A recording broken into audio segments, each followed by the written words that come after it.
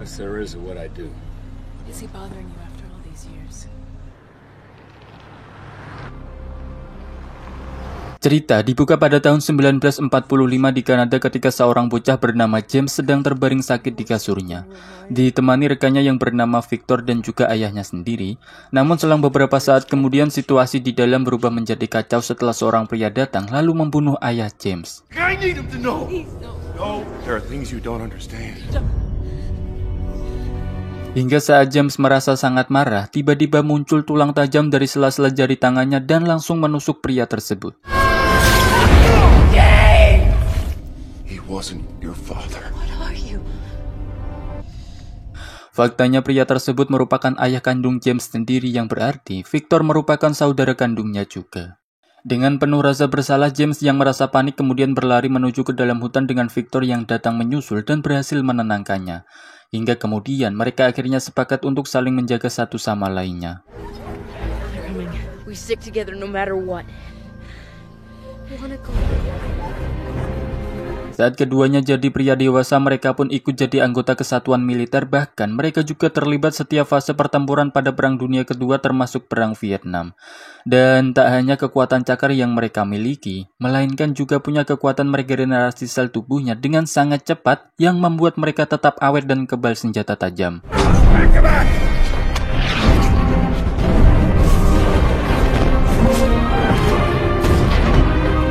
Seiring berjalannya waktu mulai terlihat perbedaan karakter antar kedua kakak beradik ini, di mana sikap James terlihat sangat kalem dan bijak sedangkan Victor sendiri terkesan lebih brutal. Dengan sikap Victor yang keras itulah dirinya pernah melakukan pemboholan pada seorang gadis Vietnam, bahkan seorang perwira tinggi harus meregang nyawa karena mencoba menghalanginya. Akibat ulahnya tersebut, James akhirnya turut menanggung hukumannya yaitu ditembak mati. Namun karena regenerasi sel tubuh mereka yang bereaksi dengan sangat cepat, alhasil James dan Victor masih bisa tetap hidup berkat kemampuan spesialnya tersebut. My name is Major William Stryker. Setelah beberapa jam mendekam di penjara, datanglah seorang mayor jenderal bernama William Stryker yang telah memiliki data tentang latar belakang mereka berdua. Dan ternyata Stryker sedang mengumpulkan pasukan elit khusus yang hanya beranggotakan para mutan saja. Dengan dalih kepentingan negara, Stryker kemudian membujuk keduanya agar mau bergabung bersama tim elit besutannya tersebut yang diberi nama Tim X. I'm putting together a special team, or you can join me.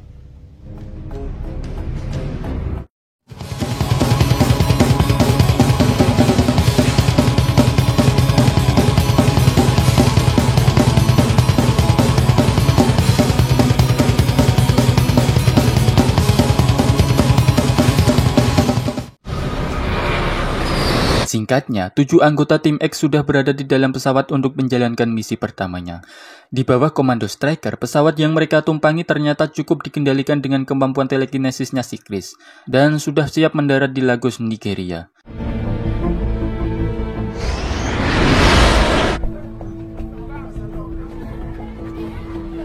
Tibanya di sebuah apartemen yang ditargetkan, Stryker sekonyong-konyong memberi perintah kepada para mutan ini supaya membantai siapa saja yang ada di sana dengan diawali aksi pancingan dari Zero yang cukup membuat barisan pertahanan kariwahan.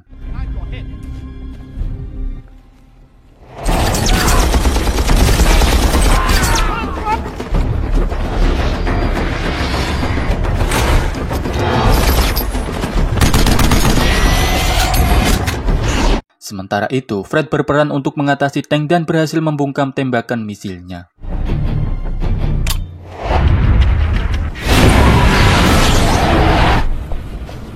Alhasil dalam tempo yang cukup singkat mereka sudah berada di lantai tertinggi gedung apartemen tersebut, yang berarti sudah tiba saatnya untuk Wade beraksi. Dan benar saja, skill bermain pedang yang sangat mumpuni diperagakan oleh Wade saat itu sehingga membuat beberapa penjaga di sana tumbang berjatuhan.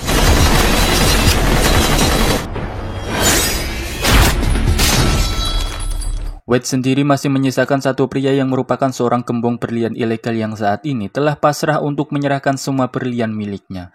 Faktanya Stryker tidak pernah tertarik dengan berlian itu, sebab yang sejatinya Stryker butuhkan darinya hanyalah informasi tentang lokasi sumber batu meteoritnya berada. This rock is more valuable to me than A small village. Where did you find it? I want the source. Singkat cerita, Striker bersama tim X sudah berada di sebuah desa terpencil sesuai penduduk pria tadi. Lalu dengan serta-merta, Striker mengancam kepala desa di sana bahwa akan membantai semua warganya jika tidak ada seorang pun yang memberitahu di mana lokasi batu itu diketemukan. Namun karena kepala desa tersebut memilih tetap merahasiakannya, maka atas perintah dari Striker, Victor langsung menghabisinya. Di sisi lain, James mulai merasa jika misi ini mulai berjalan tak sehat, bahkan dia sempat mengingatkan Victor juga untuk mundur. Walau kenyataannya Victor cenderung lebih mendengar perkataan Striker daripada saudaranya sendiri.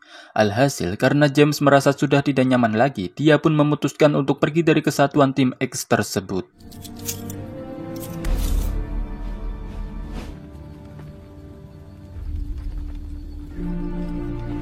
Selepas James resign dari tim X, dia memilih tinggal di sebuah pegunungan Kanada bersama kekasihnya bernama Kayla yang merupakan seorang guru SD. Di sana James pun bekerja sebagai operator senso dan mengubah namanya sendiri dengan panggilan Logan. See, baby.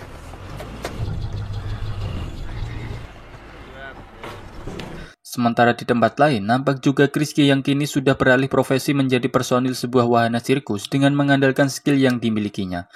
Namun betapa terkejutnya dia ketika Victor mendatangi tokonya, dan inilah yang dilakukan Victor selanjutnya. Not fair to you, Victor. Wade's gone. Kemudian Striker bersama Zero kembali mendatangi Logan untuk meminta bantuannya terkait pembunuhan Chris malam lalu. Sebab Striker yakin jika Chris telah dibunuh oleh seseorang yang ingin memburu para mantan anggota tim X dengan tujuan tertentu. Namun sayangnya Logan tetap menolak ajakan tersebut karena dia sudah taubat untuk tidak membunuh orang lagi. Proud about the way things ended between us. Starting to miss it. Grand a year? 18-5. Plus, you would know, huh? This is not about you, Logan. Hingga hari menjelang malam, mereka pun menikmatinya dengan begitu mesra di mana Kayla bercengkerama tentang cerita legenda roh yang tersirat di bumi bernama Wolverine. Dan dari sinilah asal mula kenapa Logan akhirnya menggunakan nama Wolverine. You tell this to the kids. Because she used to have a lover. Why? Esok harinya saat Kayla sedang dalam perjalanan, tiba-tiba Victor datang menjegatnya, sementara Logan yang tengah bekerja dengan instingnya bisa merasakan ada sesuatu yang mengancam nyawa kekasihnya. Dan benar saja, saat dia temukan Kayla sudah dalam keadaan tak bernyawa.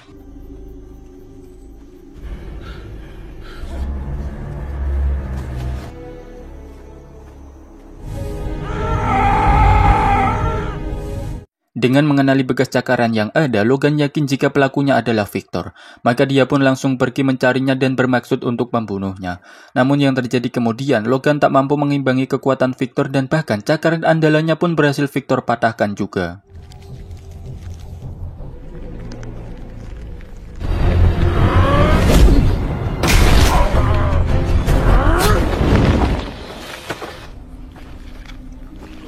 Beberapa jam pasca perkelahian tersebut, Striker kembali menemui Logan di rumah sakit, di mana dia pun menjelaskan jika yang Victor lakukan saat ini merupakan buntut dari aksi pengurungan atas dirinya yang telah Striker lakukan beberapa tahun lalu. Dan semua mantan anggota tim X dan Victor jadikan sebagai sasaran dendamnya. Meski di sisi lain sikap Logan seperti masih meragukan perkataan Striker, kemudian Logan tetap ingin membela Victor dengan caranya sendiri. So what's your plan, Captain? You can't beat him, Logan. You know. Namun setelah Striker mengklaim bahwa Logan tak akan mampu melakukan itu dan dia bersedia memberinya senjata yang akan menjadikan Logan berkali-kali lebih kuat dari sebelumnya, maka Logan pun akhirnya bersedia menerima tawaran Striker tersebut.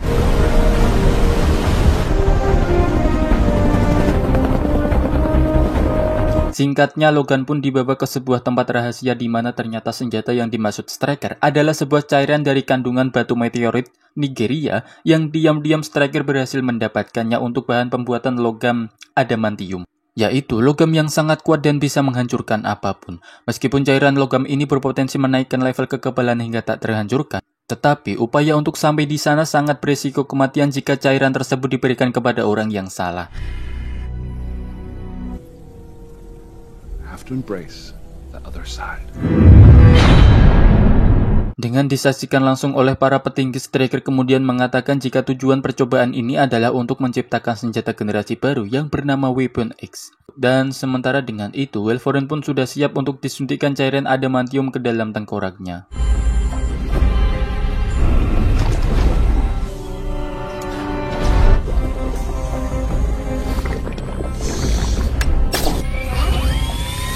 Sejenak, suasana berubah menjadi tegang tatkala Wolverine dianggap Stryker telah wafat. Karena tak tahan dengan suntikan cairannya, walaupun kenyataannya Wolverine benar-benar mampu melewati pasca percobaan ekstrim ini dengan sempurna. Namun ketika muncul ide jahat Stryker untuk menghapus ingatan Wolverine, tanpa disadarinya bahwa dengan kemampuan baru yang didapatnya, Wolverine bisa mendengar perkataan Stryker tersebut, alhasil dia pun langsung murka kemudian kabur dari sana.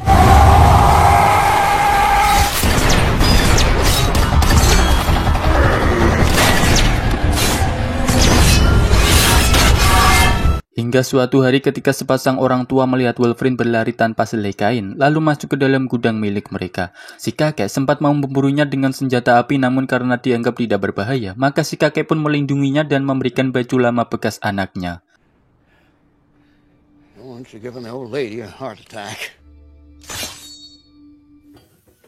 You're right in there. Esok harinya Wolverine diberi jaket kulit dan sebuah motor untuk sekedar berkeliling menikmati indahnya suasana pedesaan. Namun di saat si nenek hendak memberinya sarapan, kejadian ini pun terjadi. Ya, rupanya Zero telah mengintai lokasi tersebut dan berhasil membuat rumah pasangan tua ini hancur lebur.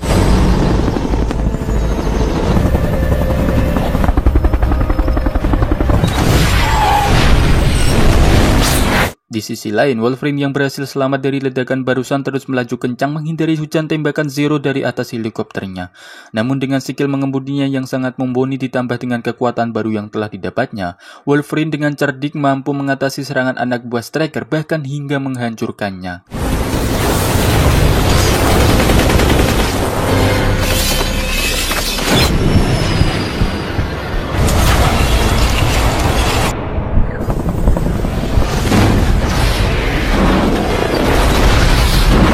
Sedangkan di tempat lain, Stryker sudah menyiapkan peluru adamantium satu-satunya senjata yang bisa menghentikan Wolverine. Bahkan entah apa tujuan Stryker juga mulai mengincar mutan-mutan muda di mana salah satunya adalah anak SMA bernama Summer yang konon memiliki kehebatan dengan mata lasernya. While you write out this conjugation 100. Sit up and tú hablas. You talk. Dengan dibantu temannya lama yaitu John, Wolverine diajak menemui teman satunya lagi yaitu Fred karena dia dianggap lebih tahu soal Victor ini. Creature that ate Fred Dukes. There's a special place in hell for it. Walau dengan terpaksa, Wolverine harus meladeni Fred bertinju lebih dulu demi mendapatkan informasi yang dibutuhkannya. Hey, guess what?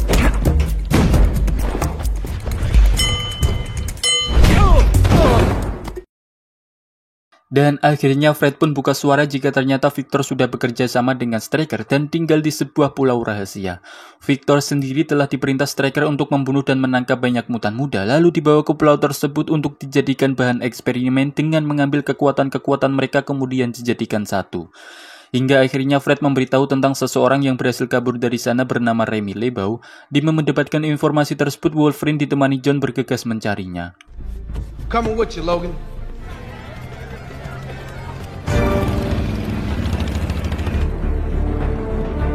Singkatnya, Remy pun diketemukan di sebuah kasino, kemudian Wolverine mengajaknya bicara dengan bermain poker bersamanya. Sedangkan di lorong lain, nasib naas menimpa John ketika Victor berhasil menemukannya dan mencengkeram perutnya hingga tewas. Shouldn't have done. And the creepy black coat don't scare me. Sementara itu diawali dengan kecurigaannya dengan kalung Wolverine, Remy kemudian langsung menyerangnya karena dianggap jika dia sama seperti orang yang pernah menangkapnya dulu.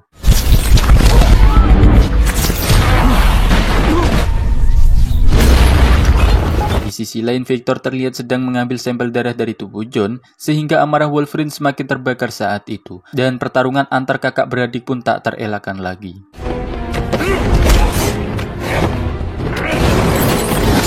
Sayangnya, ketika posisi Victor benar-benar terpojok, Remy kembali datang lalu menyerang Wolverine dan membuka jalan Victor untuk bisa kabur dari sana.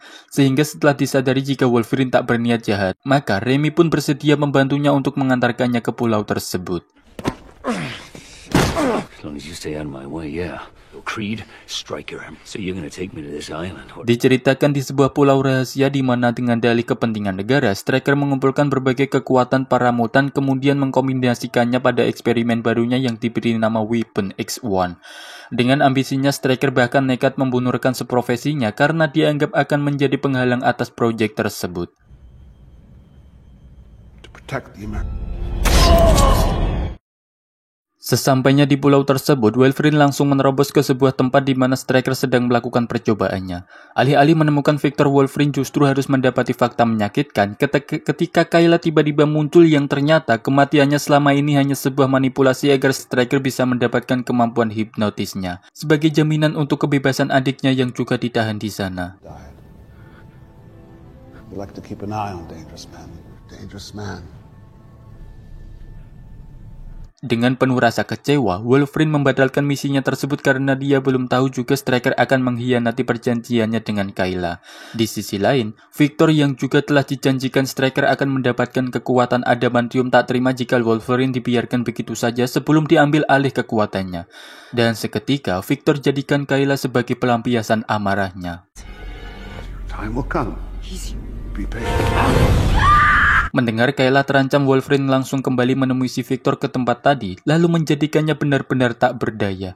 Walau pada kenyataannya, Wolverine tetap tak sampai hati jika harus membinasakan saudaranya sendiri.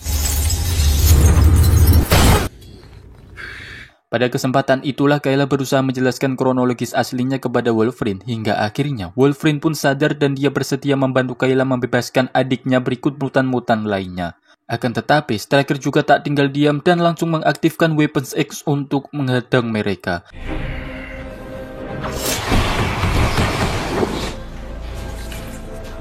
Wolverine sadar jika yang sedang dihadapinya saat ini bukan sekedar sosok Wade saja, melainkan berbagai kehebatan para mutan juga telah menyatu dalam dirinya saat ini.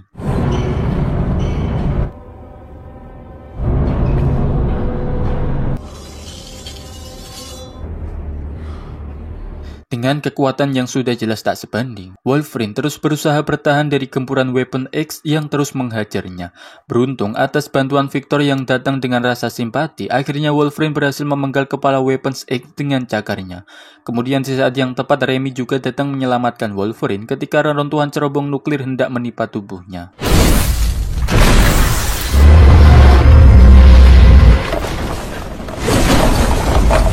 You miss me. Weapon X pun sudah tamat, kini Wolverine juga harus menyelamatkan Kayla yang telah terluka parah akibat terkena peluru yang bersarang di perutnya.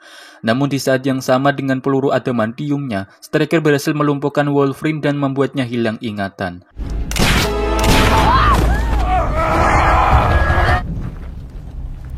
Dan ketika Stryker hendak menembak Kayla juga, tak disadarinya jika tangan Kayla telah menempel di kaki Stryker yang berarti bahwa dia saat ini termakan oleh hipnotisnya Kayla. Sementara itu para mutan tahanan sudah berhasil kabur dan disambut oleh sesama mutan yang lain yang mengatasnamakan dirinya sebagai Mr. X. Charles Xavier. I'm all right, Scott. My name is... Sedangkan yang dialami Wolverine saat ini benar-benar sudah hilang ingatannya, sampai-sampai dia tak mengenali siapa Remy, bahkan Kayla sekalipun tak dikenalinya juga. Kemudian di akhir cerita, terlihat Stryker yang sedang berjalan di bawah pengaruh hipnotisnya Kayla, dan baru tersadar ketika pasukan pengaman militer menangkapnya dengan dakwaan atas pembunuhan rekannya sendiri yaitu Jenderal Muson. Colonel, strike! Colonel William Stryker.